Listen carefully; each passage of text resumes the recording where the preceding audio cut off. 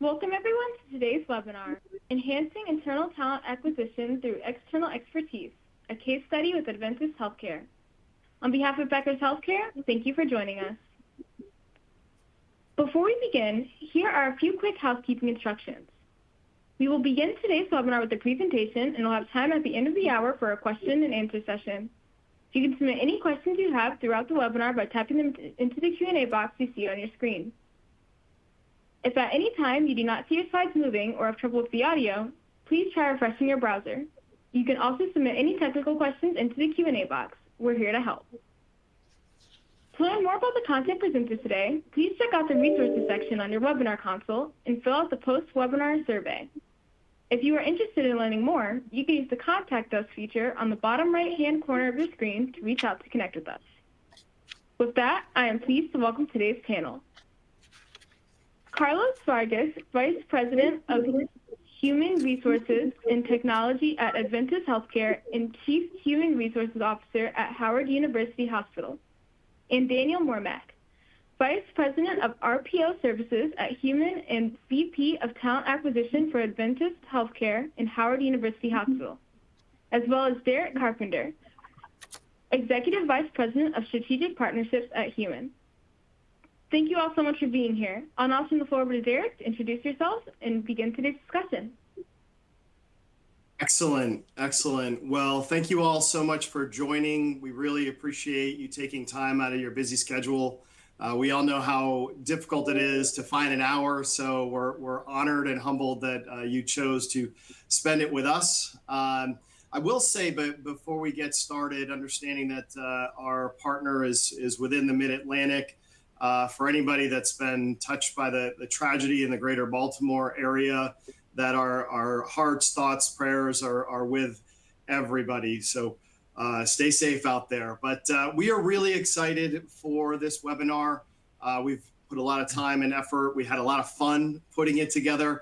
And the hope is, as we go through a case study with our partner, Adventist Healthcare, that we're going to get a couple things out of it. So we want to really let you know what led Adventist to take a look at some alternative talent strategies, how they made the decision to partner with an RPO and specifically with Hueman, and then some of those key results and outcomes that we actually saw and continue to see from the partnership. So with that, would love to have my colleagues introduce themselves. So Carlos, do you want to kick us off and go first? Yeah, thank you, Derek. I appreciate that. And thank you for inviting me to contribute to this session. I'm Carlos Vargas. I serve as the Vice President of Human Resources and Technology for Adventist Healthcare. I have done so for the last 13 years. And I also had the privilege of serving as the Chief Human Resources Officer for Howard University Hospital. We're currently managing that hospital in hopes of possibly someday acquiring that hospital. So it's been a unique privilege to do that. Awesome. Thanks, Carlos. Dan? Hey, everybody. My name is Daniel Mormack. I'm the Vice President of RPO Services. This is going on to my 15th year in the recruitment space. The first half of it was in supply chain logistics, kind of business management. The last half has been within the healthcare space. Carlos and I have been partnered together really for about 3.5 years now, really working within that recruiting space, helping Adventist Healthcare as well as Howard University Hospital achieve their recruiting goals. Awesome. And for anybody that's wondering, Dan also has a nickname. He's known as the Danimal. So feel free to reach out and call him that anytime. And folks, my name is Derek Carpenter. I'm the Executive Vice President of Strategic Partnerships for Human RPO. Really, all that means, it's a fancy title for solutionizer. So I understand where organizations have gaps, challenges, opportunities within their talent acquisition function, and where some of our solutions line up to address those gaps, challenges, and opportunities. So been with the organization for nearly 15 years, and it's been a privilege to serve. All right. So Carlos, could you maybe tell us a little bit about Adventist? Yeah, actually, based in Maryland. We have 5 acute care hospitals, or three acute care hospitals and 2 rehabilitation hospitals. And like I said earlier, we're also managing Howard University Hospital, which operates in the District of Columbia. But our Adventist system is based in Maryland, and part of our growth strategy is actually to expand outside of Maryland. But we're based in here. We've got a 115-year history here locally. We've been rated as one of the top workplaces, and we also have leapfrog safety grade A, which we're pretty proud of. Awesome. Thank you, Carlos. And folks, I'll tell you a little bit about our organization. So Human RPO, at our core, we are a recruitment process outsourcing provider. And for those of you that don't know about recruitment process outsourcing, it's a recruitment model that allows us to dedicate full-time resources to our partners to recruit under their brand and banner. We support those resources with all kinds of additional support and firepower, including leadership, other recruiters, process consulting. We want to make sure that we have a streamlined and optimized process. We live in a fast food world, after all. We'll take a look at the technology stack, starting with the ATS to ensure that that is an optimized system. And then from there, we'll look to bolt on other software platforms that support the goals and the strategies of our partner talent acquisition organization, as well as our partnership. We'll also look at digital recruitment marketing strategy. So how are we proliferating our jobs? Are we casting the widest net possible? Do we have an employee value proposition or a brand promise? And are we dovetailing that into our messaging? And is that reflected within the overall digital footprint? And then we'll look at data and analytics and reporting. We want to make sure that we're extracting meaningful data to help us make informed, data-driven decisions that support our strategy. And if it doesn't support the strategy, then let's change and pivot that strategy ultimately. Organizationally, we've been around for a long time. We've been around since 1996, and we've kind of seen and done it all. We've been a contingent recruiting organization. We've been a travel nurse staffing organization, and really found a home back in 2009 as a recruitment process outsourcing provider, and really providing value-added solutions to our partners. We make about 40,000 hires per year across our 65 partnerships. Most of those are within the healthcare and acute care space. And the last thing I'll say is that we're most proud of our culture and our culture-forward approach. Essentially, we use that as a business strategy.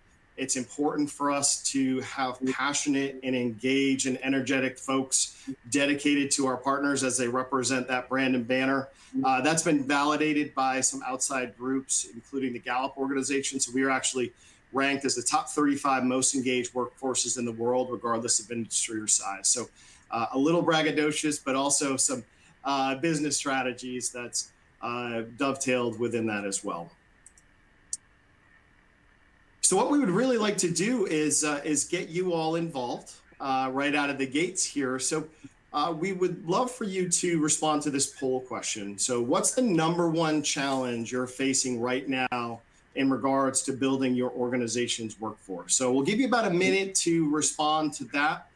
So please take advantage. And I'll ask our panelists. So Carlos, from your seat, what's the biggest challenge that you're facing and you're trying to tackle in the next year?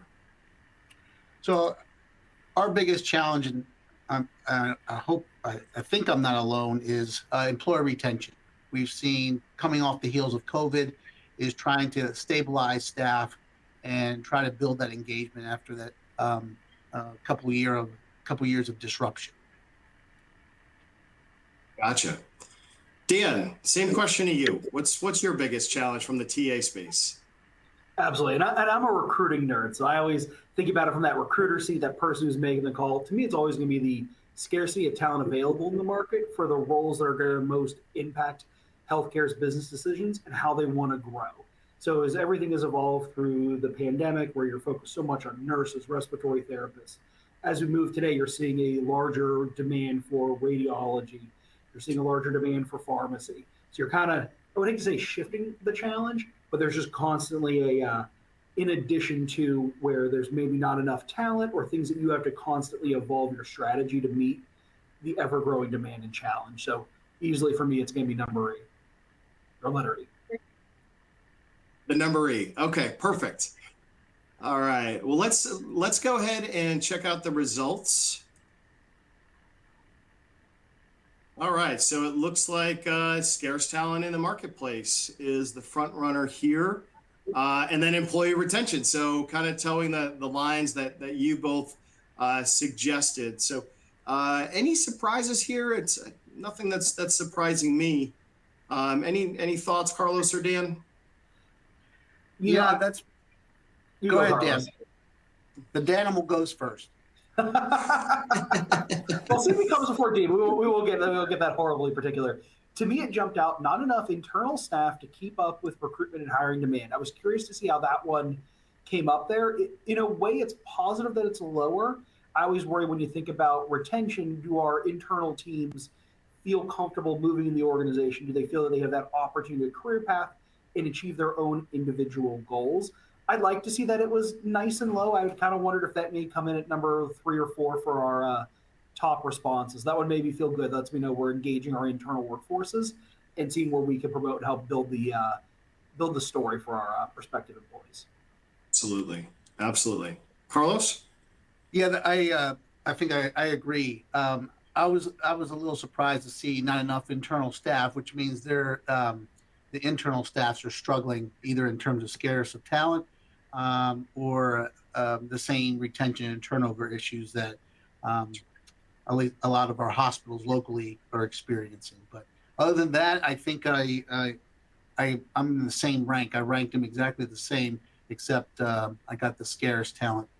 Maybe we have more talent here on the East Coast. Yeah, absolutely. And to your point, Carlos, those are kind of hand in glove with the internal staff, right? Yep. Okay. Excellent. So let's talk a little bit about our partnership. So, we've been partnered since 2017. So for about 7 years, collectively as a talent acquisition organization, we're making 3,000 hires a year across a lot of different hiring managers.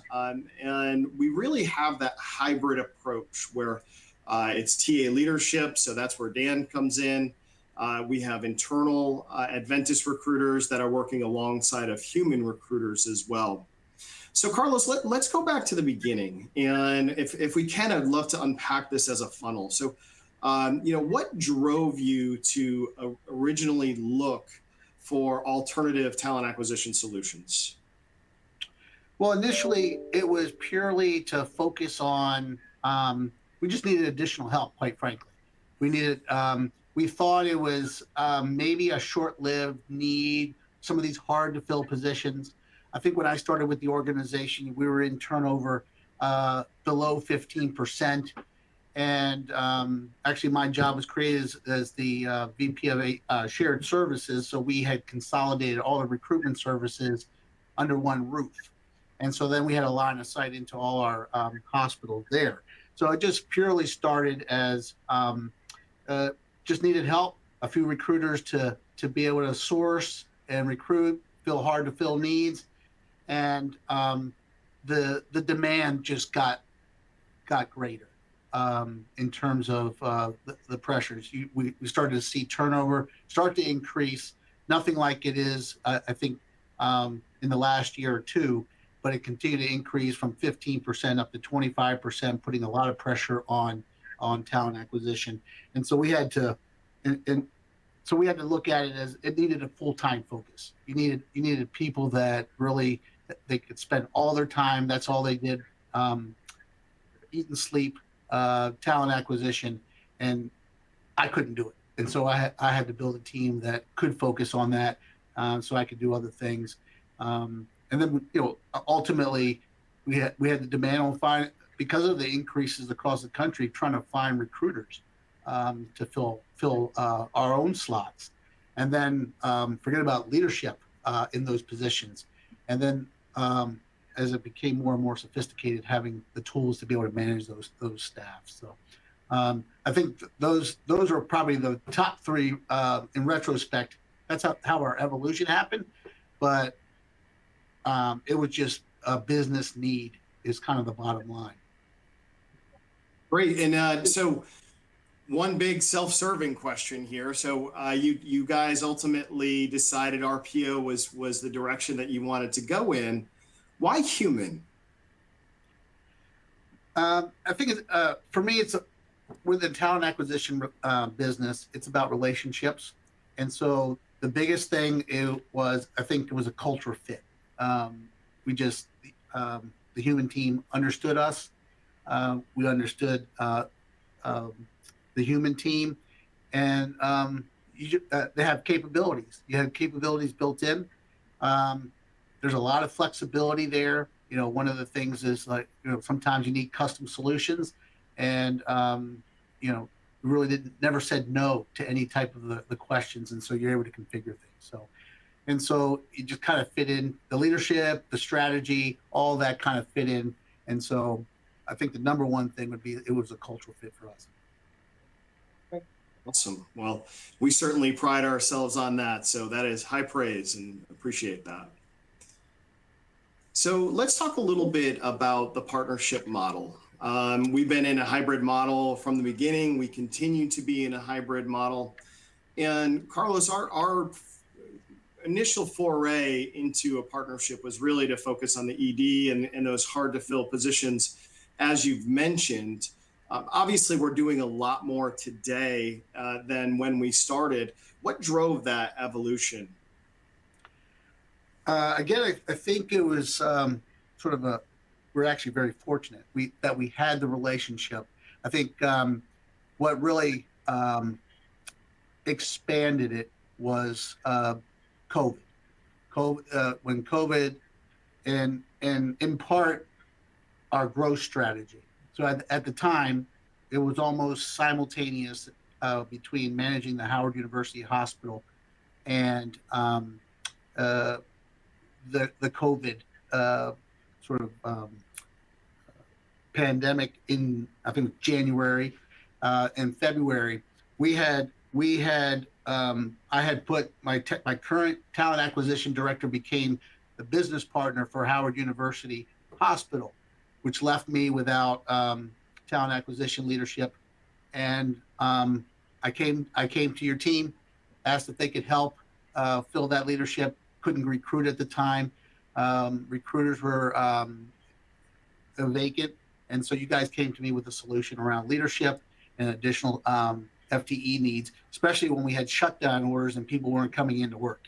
And so that was the beginning of the relationship, where we expanded to some leadership, and we got to the point where we are today, where we've got 2 talent acquisition directors that are overseeing the entire system with a hybrid model with folks from the Hueman team that you couldn't tell the difference between the two, and some in-house folks that we've got as part of the team as well.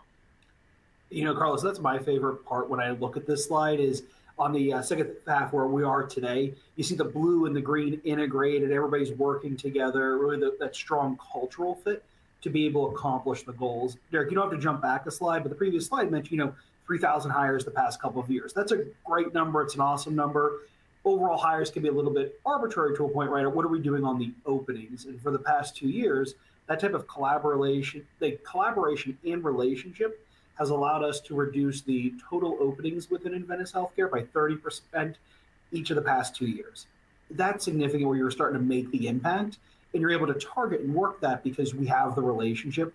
We can really understand what is the most important to Carlos and his team, so that we can help keep delivering towards those items. Right. And Dan, you kind of touched on it a bit, in terms of that integration. talk to us a little bit about what is within the human leadership purview as compared to the Adventist leadership purview, and maybe draw a little bit of a distinction there. Almost hard to draw a distinction, right? Because how integrated it really is. So what our talent acquisition directors do is they work over their designated hospitals and entities to set out the strategy for those to make sure that we understand what the most pressing needs are, how we're going to be able to recruit and impact the candidates in those markets to the best of ability, and then really work with those different leadership groups to make sure that they're understanding the recruitment model, why we're doing it, how we're doing it, and really driving that true strategy, not just in the day-to-day, but really kind of the overarching for the year. Where our partners here with Carlos and Jennifer really come in is to help us understand how what we need to make our strategy work, how it integrates into the hospital picture at large, right? Recruiting is a piece of the business. There's all these different healthcare needs that are going to coincide. And then how do we match up there? And really being able to drive those two things kind of from that really high level hospital side to then kind of in the weeds of recruiting is really where we get most involved. I also want to call out another piece about the culture. The two TA directors that are there, they both were able to start as recruiters on the partnership. So they've come, they've worked in the weeds, they've had their hands dirty, they've made hires, they've seen how the process works from the beginning of it all the way up into the future. I think that really highlights the commitment on both sides. Yeah, Dan, I think, we've got one that started as a recruiter, first at rehab. She's now the TA director in that 7-year span. So she's part of our lead. One thing I also wanted to add to what you just said was, at least I hope you guys feel this way. I mean, you're included in all of our leadership meetings, leadership team. You're kind of part of us, and so you got a line of sight into our strategy. I think that's it. At least we don't look at you as a vendor. We look at you as a partner. Well, what was it, a month ago? I think you and the directors were at the Maryland basketball game, right? That just speaks to like partnership. And when one of the things I'd love for the audience to take away is that connection and commitment on both sides is what drives success, right? If it feels that it's arm length, it's only going to be as successful as arm length can possibly be. When it has that right integration, it just drives results to such a better level, in my opinion. So fully agree, Carlos. Carlos, as a follow-up, so one of the questions that we often get asked, and something that I know is probably on the mind of some of the audience members, when you do have an external kind of third party that is coming in to integrate within the healthcare system, there's always that question of that cultural integration and how are they ever going to learn our culture, and will they ever be part of the fabric of our organization? So obviously Dan is remote, he's not in the mid-Atlantic. Can you just talk to that a little bit about that cultural integration versus just that job specific and role responsibility integration? Yeah, well, absolutely. What I want to also highlight too, and it goes both ways, because one of the things that when we started this out, staff gets nervous. They think, okay, now Hueman's taking over.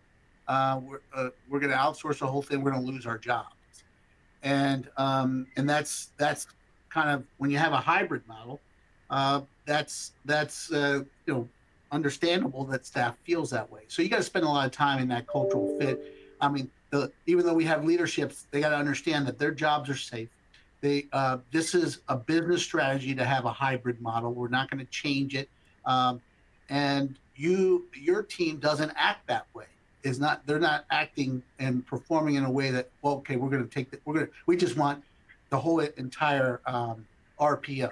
You're working within our strategy and you support that strategy.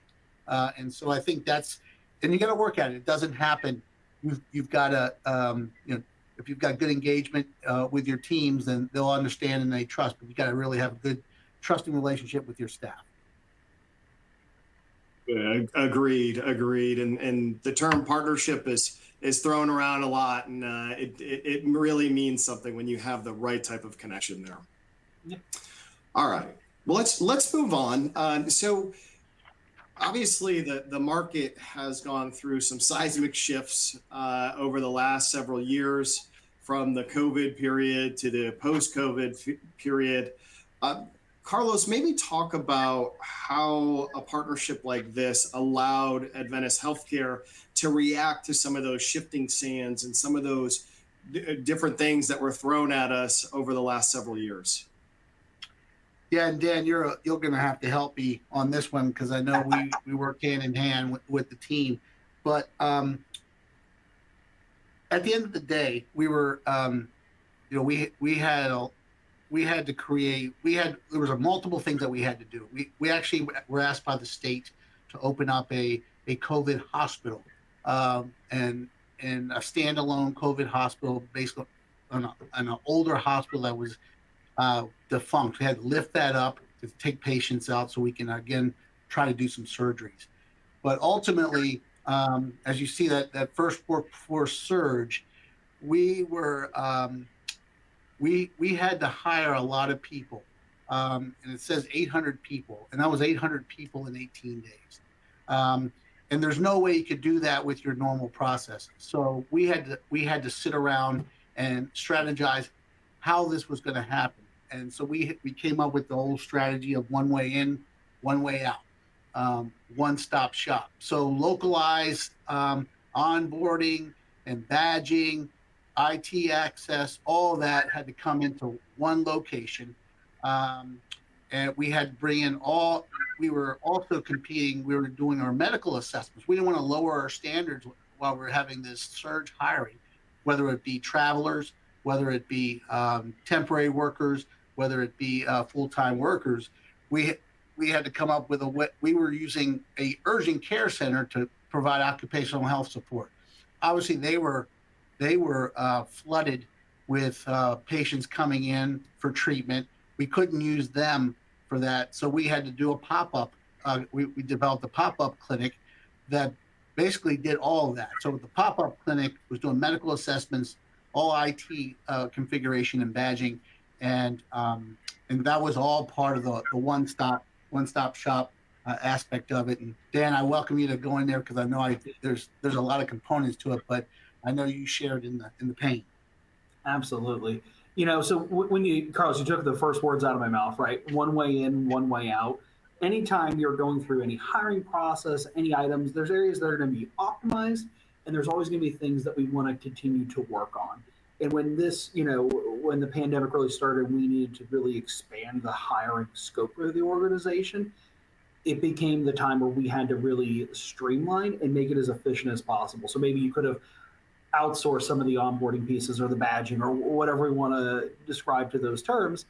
We now had to make sure it was seamless, on-site, they can get the appointment they needed to. Obviously, you have different standards within the pandemic and all those pieces you had to kind of juggle around and move. All while doing this, it quickly became apparent we couldn't just have really kind of one core way to recruit. We need to add multiple ways to get people into the system and affect these items, whether that's your traditional external, internal recruiting, working on the travelers to get them into the building, you get them into the process. And then what else can we do to meet the moment? While the organization can do anything it feels it is appropriate for it, there ultimately is an audience that has to hear the message and make sure that they're reciprocal and they understand that Adventist Healthcare and Howard University Hospital are going to be the best option for them. So being able to take that back to market and tie those pieces together. So that could be as simple as working within, saw a question earlier about Workday.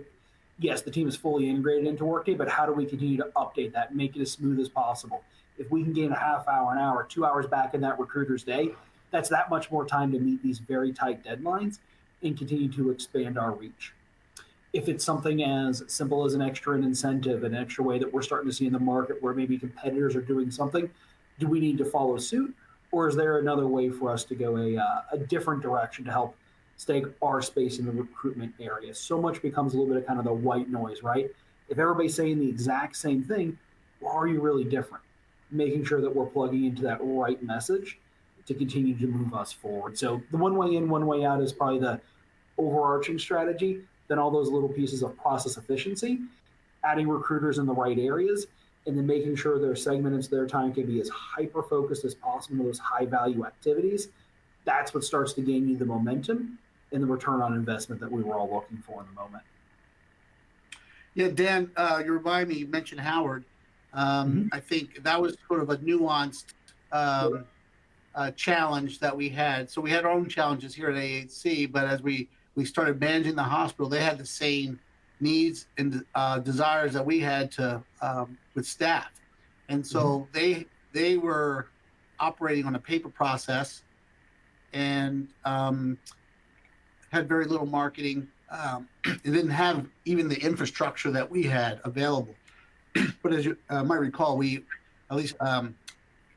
were able to at least implement an ATS for them in 3 months, start marketing, and include them into our one way out, but one way in, one way out philosophy. So we were onboarding their teams, we were doing their interviewing, and so that was one of the aspects that we had to actually change and try to sell. Was that interviewing aspect was that we just had a corporate panel of staff that would review all staff. And I think the teams, part of your team was included in that, but we had nursing staff that we just did it for the entire system. Absolutely. Yeah. Setting up an ATS in the middle of a pandemic is never easy. So yeah, 3 months to get the new one in there, really kind of take, Howard University Hospital processes and procedures, integrate them into Adventist Healthcare, and then hit the gas pedal, start accelerating and getting that hospital where it needed to go. Carlos, you felt like you guys needed another challenge, right? In the middle of the pandemic, you thought you'd expand and take on a little bit more, right? I know that was.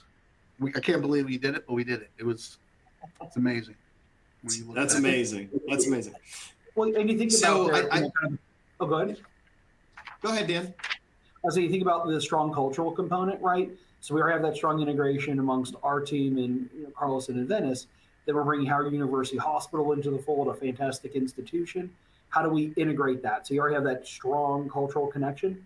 Once those things start to link together, it allows you to start to gain that momentum and that flywheel that we like to think about and talk about. And that's how you're able to accelerate through those items.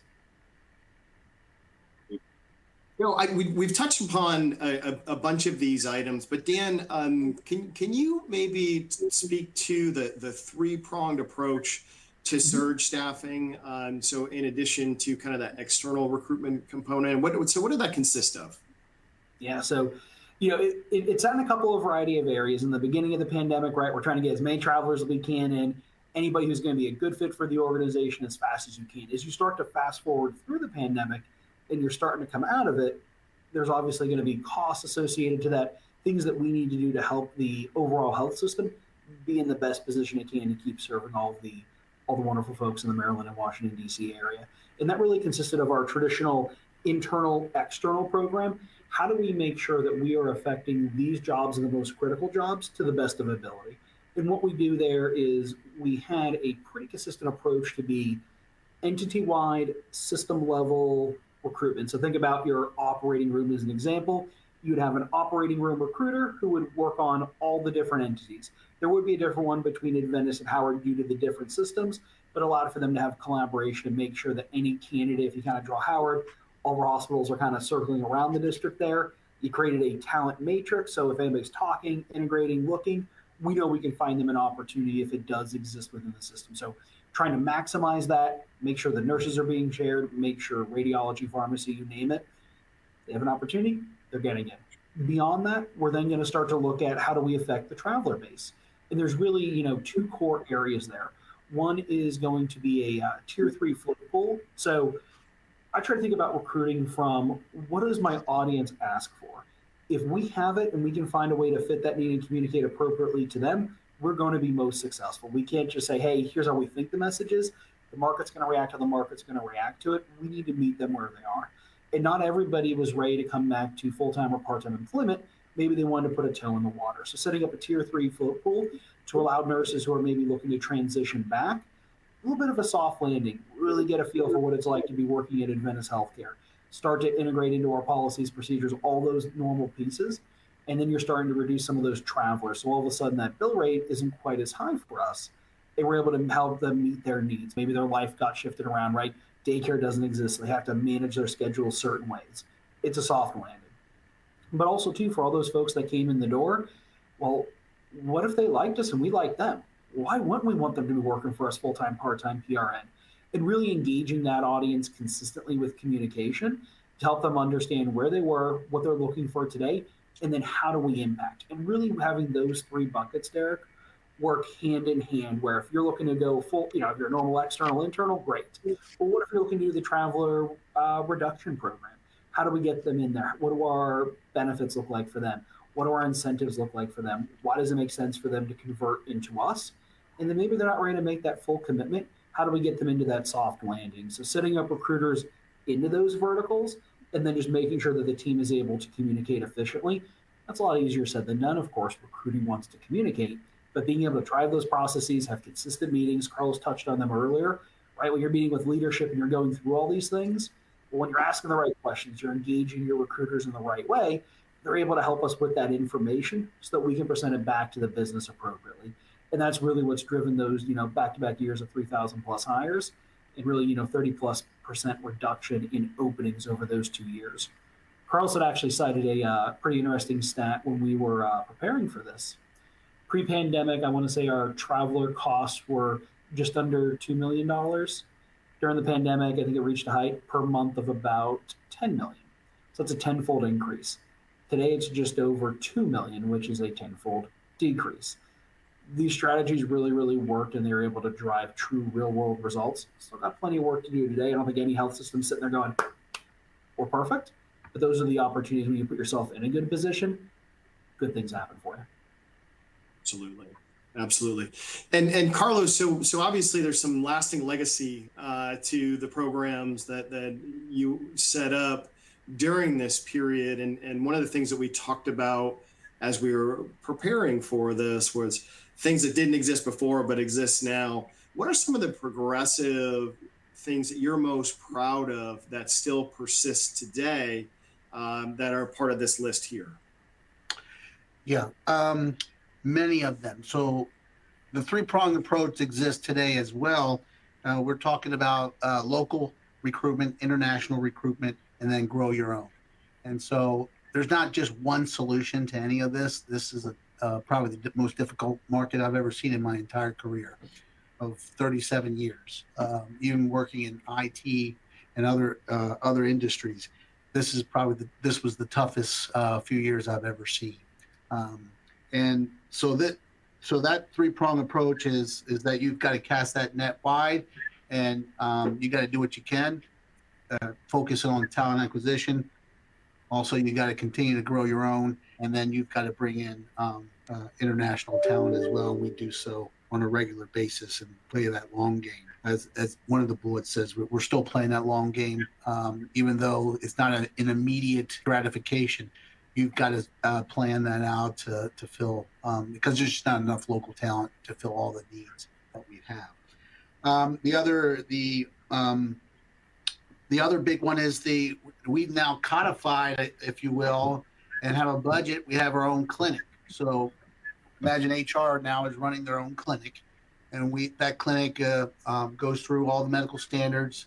We have a one-stop shop where the employees are checking in, getting their badges. They get HR orientation, and then we also have that one single orientation. So moving away there's always been a push in healthcare, sort of convenience is the main thing. And so we then create too many points of failure.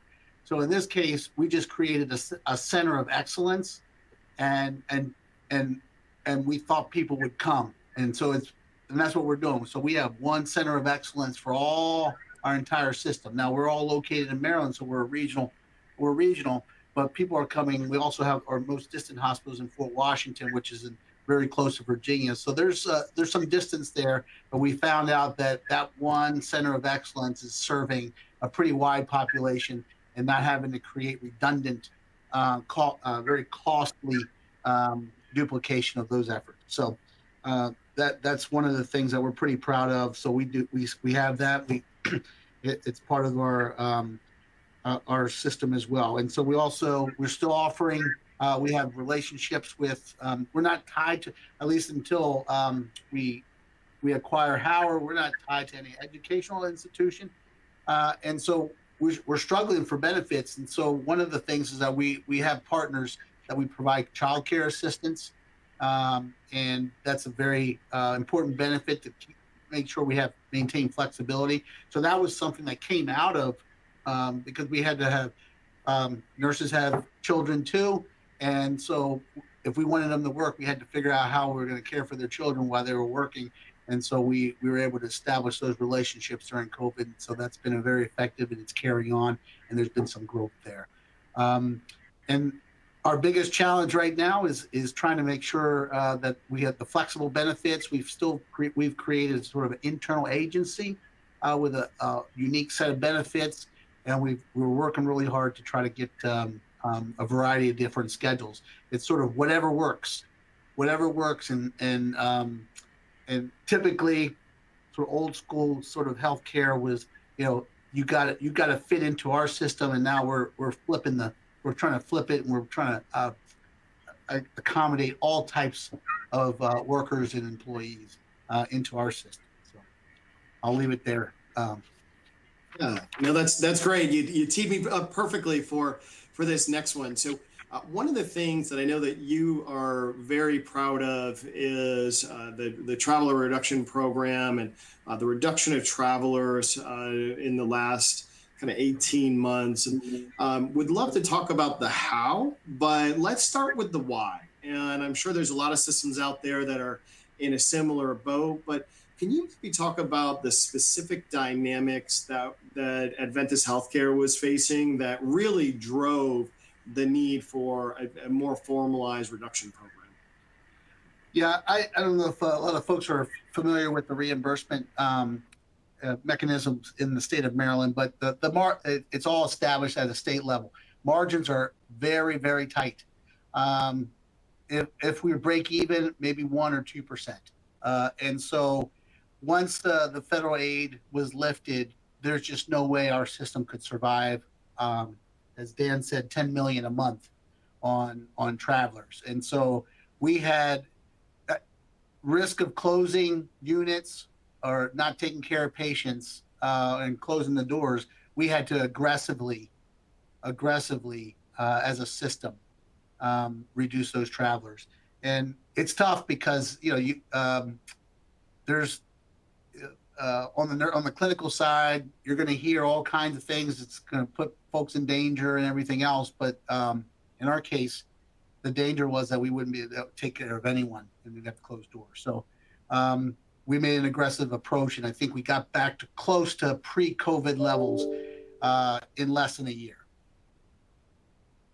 Yeah, that's great. And we've talked about, I think, many of the strategies on this slide in regards to the traveler reduction. Let's go to some of the results. So in just 9 months, there was a significant increase in the number of travelers to the tune of nearly $50 million in premium labor savings, decreasing that usage by more than 60%.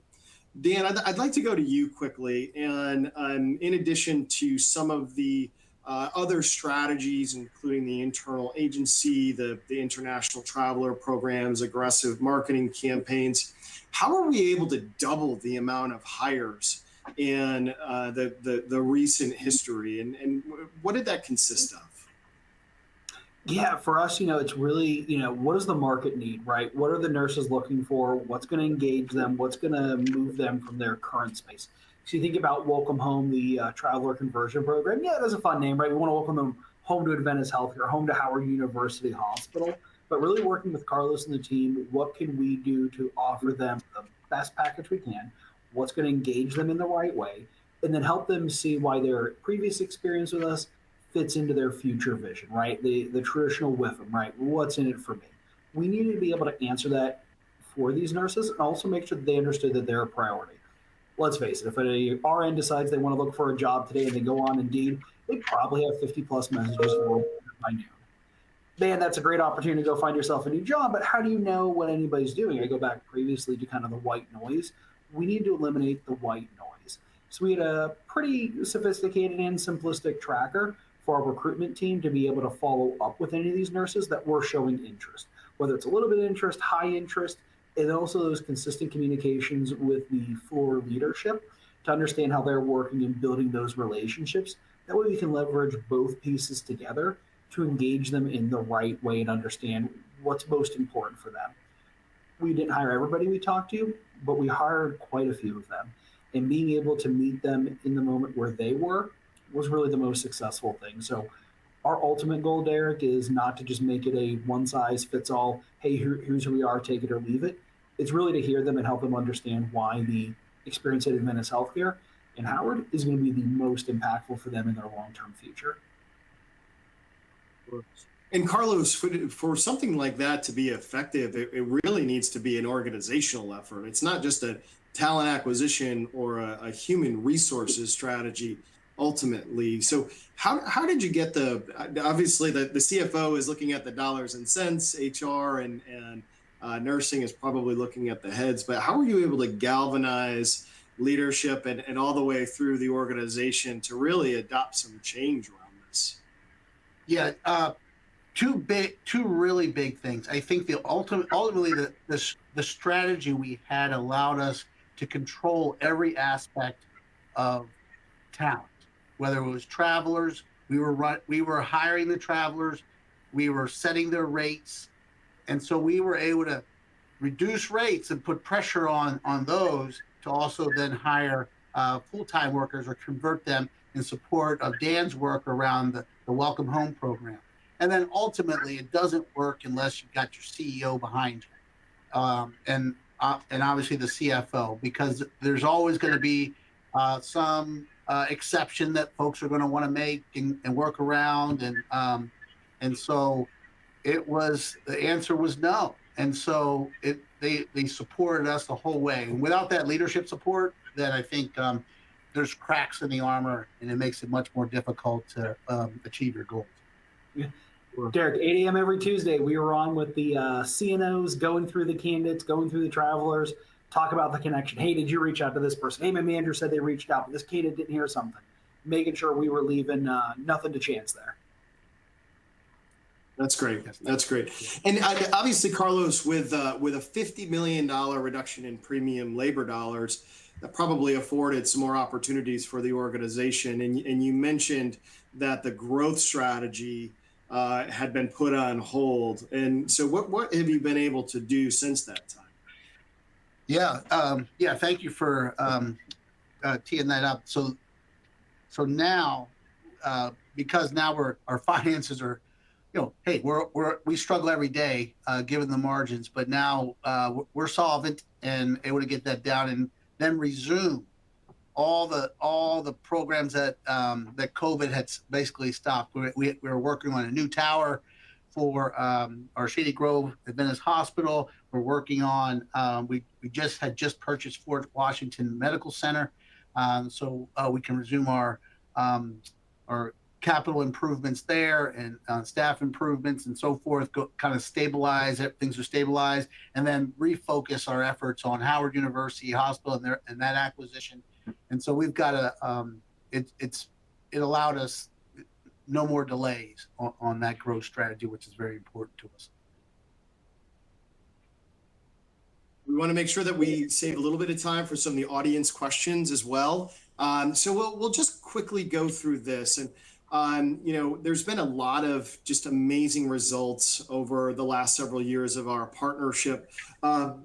Carlos, I want to touch on something in the very recent history, and we may have already touched on all the points, but we've been able to cut requisitions for the organization by nearly 50% from 2023 rolling into 2024. And it was kind of along the lines of that surge hiring sort of model. Can you touch on how you were able to accomplish that?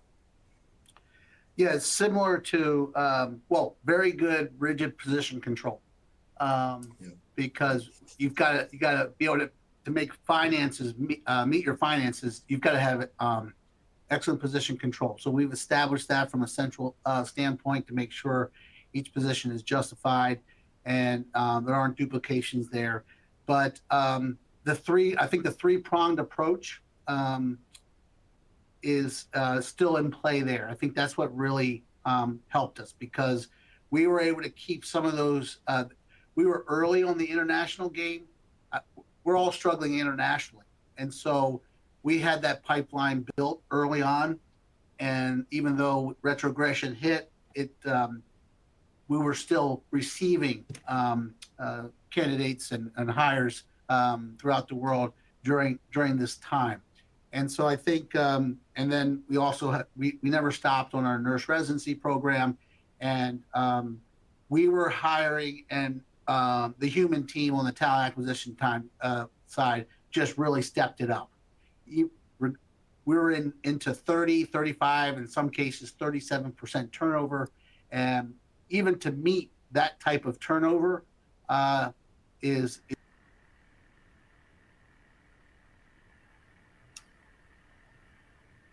Oh, I think we may have lost Carlos. I think the internet. We lost Carlos. The internet ate him there. So yeah, the perils of live broadcasting. I would, to finish his point, you kind of know where he was going there. Really being able to meet the moment in some of those higher turnover areas, engage with those leaders, talk about what makes their unit unique, really be able to work, hand in glove on the HR team and the on-site business partners working to reduce turnover.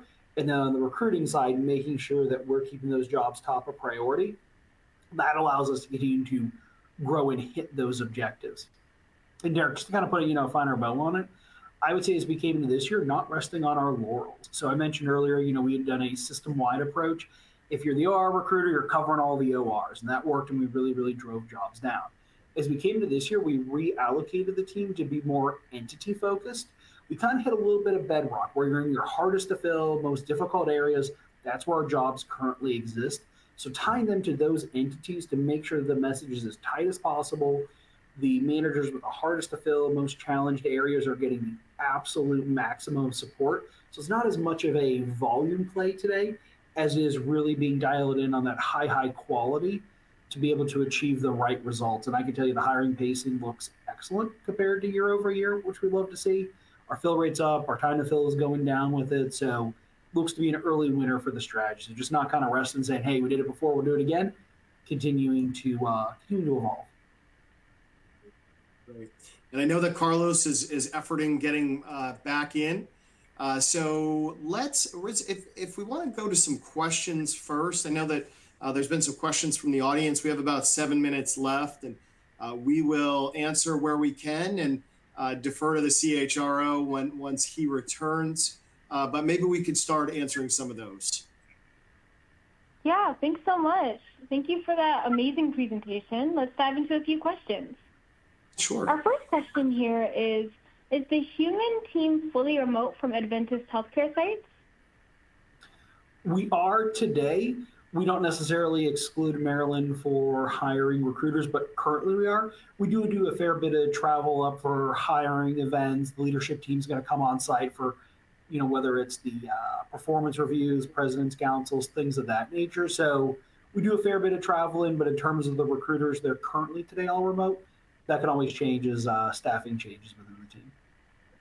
Yeah, and I'll just, as a follow-up to that, should a partner request some local presence, we do our best to match up our remote recruiters. We have a fairly sizable remote workforce, so where it makes sense, we will have some on-site presence. Most of our partnerships are fully remote, but there are exceptions to that.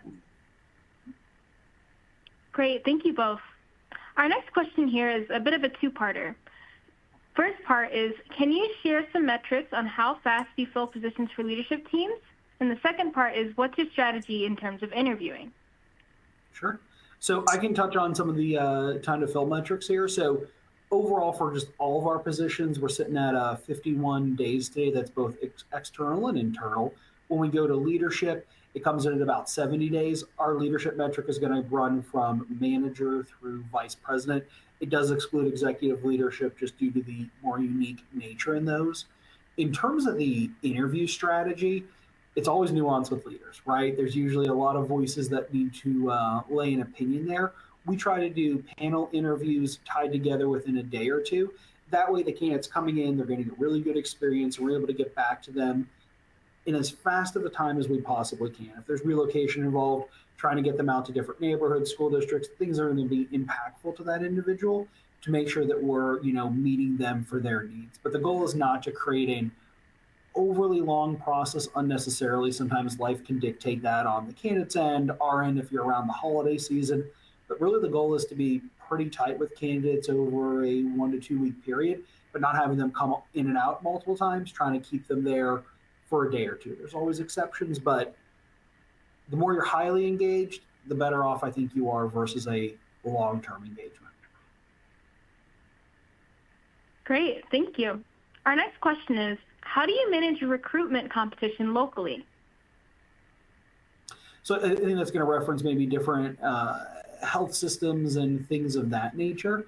So that's where having the integrated partnership, I think, is so critical, where we have recruiters on our team who are employed by Adventist Healthcare. So we can always kind of keep up with the Joneses, understand what's going on in the marketplace, how the competition's reacting to things. We also at Hueman have an amazing marketing team that provides us with a pretty significant amount of data tied to not just nationally, but also into those local markets to make sure that we're keeping up and we're kind of staying on the forefront there. Really, a lot of our strategy isn't necessarily to match what somebody else is doing, because all we're giving them is two options of the same thing. We really want to try to stake out our own unique approach to it to be able to impact them and meet them where they are. Yeah, and it's important to do research and understand what everybody is doing in the market, to understand the supply and demand characteristics. One of the things that we always say, it's a different recruiting effort in Chicago than it would be in Del Rio, Texas. And the nuances are really important to understand those geographies, to understand the characteristics of the talent pool there, and to develop specific strategies around all of those dynamics. Interesting, thanks. Our next question is, how is ROI for the partnership measured? Yeah, and Dan, I'll kind of take the first part of this, and maybe you can fill in the gaps. But it's really important as we go into a partnership to have the right business case in place, and what are we solving for with a partnership? And typically it's, well, we need to hire more people more quickly. As a result of not hiring more people more quickly, what's happening within the organization that we can start to impact? So we talked a lot about premium labor. So if you have open positions, you might have more traveler usage, you might have more overtime usage, you might have more special pay or shift differentials. Let's ensure that we're looking at those things. And if we go out and we hire more people and we do it more quickly, is that going to ultimately impact the ROI in a very positive way? We also need to look at, if we have staffing shortages, are we closing beds? Is that our OR suites being closed, and are we able to reopen those? So it's very unique based on every partnership, but it's important for us to understand what those dynamics are. And much of the ROI will center around the dollars and cents due to unfilled positions. But then also, we want to make sure that we're adhering to the hiring volume, that we have the right KPIs and SLAs that are baked into the partnership. So if we go out and do everything that we say that we're going to do, the result to the overall organization and the institution should be very favorable. That's great. Thank you. I love the idea of, asking yourself, what are you solving for these types of partnerships? So we have time for one more question here. It says, what is the advantage of utilizing an RPO versus a managed service program? Yeah, and it's all a matter of focus, right? And at the end of the day, they're different models. Typically, a managed service provider, hey Carlos, is going to focus on kind of that temporary staffing. They might focus on some permanent hires, but from an RPO perspective, we are dedicating recruiters. They're integrated and entrenched within the fabric and the culture of that organization. So we can truly understand that organization at a very intimate level, that we are an extension of that team. And, you know, at the end of the day, we want to blur the line completely. So we are not an RPO provider. We are an extension of the internal talent acquisition function. We just happen to bring all kinds of additional tools and resources to that partnership. So, Carlos, Derek, do you mind if I Yeah. just kind of tail into that? I'm sorry, Please. I dropped off. I just That's wanted okay. to say, Of course. because I know if I was taking this or listening to this, at least from where I sit, it's like, what, you know, why do you go to RPO? For me, the biggest reason is performance.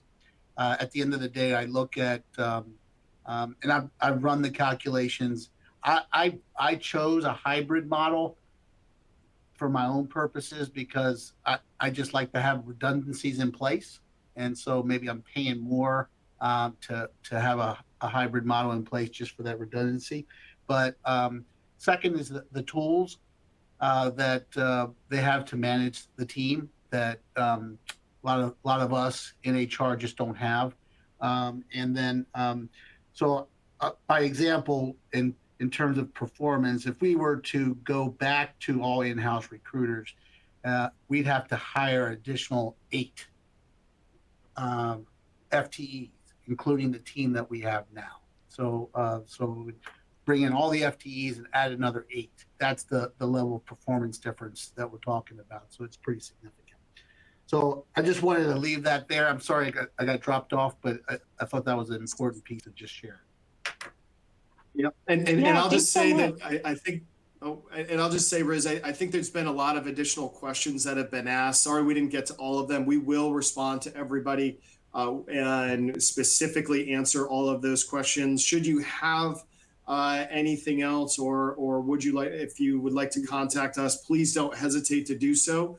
We'll be here and ready to answer any questions that you may have. Fantastic. Well, that is all we have time for today. We want to thank Carlos, Daniel, and Derek for an excellent presentation, and Hueman for sponsoring today's webinar. To learn more about the content presented today, please check out the resources section on your webinar console and fill out the post-webinar survey. If you are interested in connecting further, you can use the Contact Us feature on the bottom right-hand corner of your screen to reach out to connect with us. Thank you for joining us today, and we hope you have a wonderful afternoon.